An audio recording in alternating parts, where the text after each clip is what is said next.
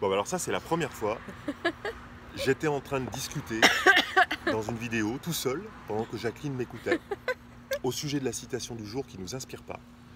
Et après quelques temps de discussion, enfin de monologue, Ouais, de monologue. j'ai décidé de m'arrêter. J'ai trouvé que c'était pas bon ce que j'étais en train de faire, d'arrêter.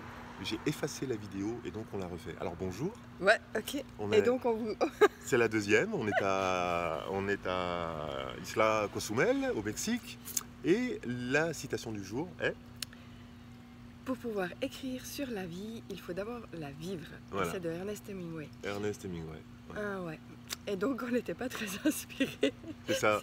Ouais, et donc, on était parti un peu explorer les chemins de traverse plutôt que juste de dire qu'en fait, ça ne nous inspire pas. Ouais, citation qui ne nous inspire pas. Et alors justement, ce qu'il y a d'inspirant, c'est de lire vos commentaires et vos inspirations à vous. Parce que parfois, il y a des citations, des choses vraies ou des demi-vérités, en tout cas des affirmations dans ces citations qui nous inspirent avec des points de vue et des regards différents, celui de Jacqueline et moi. Et puis parfois, on lit aussi des choses très très intéressantes dans les commentaires que vous nous laissez. Ouais. Et ça nous parle du fait que... Chacun est unique et a sa propre version de comment il perçoit les choses, de comment il les reçoit, de comment il les ressent. Et moi, ce que je trouve fascinant dans les partages et dans les commentaires qu'on reçoit, c'est finalement que chaque fois, moi, ça me remet un petit bout. En fait, ça me remet un petit bout en question, ou alors je trouve une autre couleur qui me dit « Ah ouais, je pourrais encore imaginer ça comme ça ». Et je trouve ça fascinant, en Ouais, fait. c'est ça. Et comme chacun est unique, ça donne un horizon tout nouveau. Ouais, Donc, on veut bien de l'aide ce matin. ouais, c'est ça. La vie, c'est un peu comme un diamant avec des milliards de facettes. Chacun d'entre nous est une de ces facettes et fait briller la vie à sa façon. Et donc, parfois, certaines facettes parviennent à mettre des choses en lumière, et puis parfois d'autres sont un petit peu plus dans l'ombre. Et sur la citation d'Ernest, aujourd'hui, on est un petit peu en panne. Ouais. Et moi, ce que j'entends et ce que je retiens quand même, c'est que c'est peut-être plus facile en fait d'écrire sur des choses qu'on a vécues. De la même façon que c'est peut-être plus facile de comprendre les choses qu'on a vécues. C'est peut-être plus facile de se mettre en situation lorsqu'on a vécu quelque chose, de comprendre les émotions qu'on peut traverser lorsqu'on a vécu quelque chose.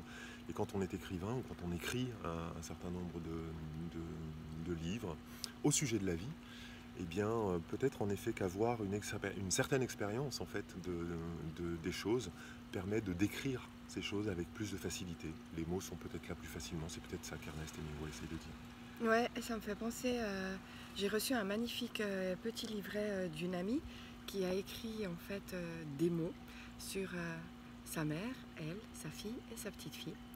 Et un texte magnifique qui parle de ces générations de femmes qui ont des choses en commun puis qui à la fois essayent chacune à leur façon de se différencier et de faire différemment. Et ce n'est pas mon histoire, mais cette histoire-là, il y a vraiment des passages qui m'ont touchée parce que je me suis sentie rejointe sur des choses qui sont universelles. Je pense qu'il y a des sentiments, la solitude, la joie, l'amour, la tristesse.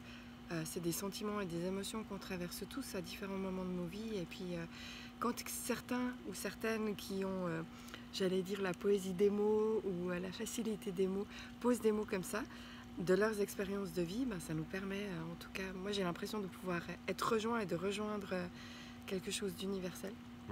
Mais ça parle peut-être de ça, ouais, en fait, écrire sur la vie, c'est écrire à travers les expériences et puis finalement pouvoir offrir un espace où on est rejoint et où on rejoint les autres. Peut-être. Oui, peut-être. Et une des choses du coup que ça m'évoque aussi, c'est que la littérature, la lecture, le livre, permet peut-être aussi d'une certaine façon de vivre les choses. Lorsque je lis un livre et que je suis pris dans une biographie ou que je suis pris dans une histoire dans laquelle je vis par procuration quelque part ce que vit le héros, l'héroïne ou ce que vivent en fait les personnages en fait du livre, d'une certaine manière je m'approprie ce qui a été vécu ou je découvre une forme de vécu qui n'a pas nécessairement été le mien mais qui va me permettre de poser des mots en partie sur une expérience que quelqu'un d'autre a vécue et dont je parviens un peu mieux à comprendre la nature, la teneur, la profondeur, parce que j'ai lu quelque chose à ce sujet-là. Alors, ce qu'il y a peut-être aussi là de fascinant, c'est que un livre, euh, des milliers de lecteurs, autant d'interprétations. Ouais, autant d'histoires, de couleurs. Un conte, autant d'interprétations. Ouais, Une parabole, autant d'interprétations. Et les histoires permettent d'une certaine façon de constater que le vécu de chacun est parfaitement unique et que c'est en mettant les différentes facettes de nos vécus les uns à côté des autres que nous parvenons à avoir peut-être une véritable image de ce que c'est que la vie. en tout cas, moi je suis pleine de gratitude ce matin pour tous ces gens qui écrivent et puis qui me permettent de vivre des choses, j'allais dire ouais, par procuration, par rêve, par imaginaire. Et j'ai une gratitude toute particulière pour les gens qui ont retranscrit les contes, parce que c'est un domaine que j'aime et qui me fascine. Alors voilà, dites-nous ce que vous en pensez Ouais. dans les commentaires et à demain pour la prochaine vidéo. Bye bye.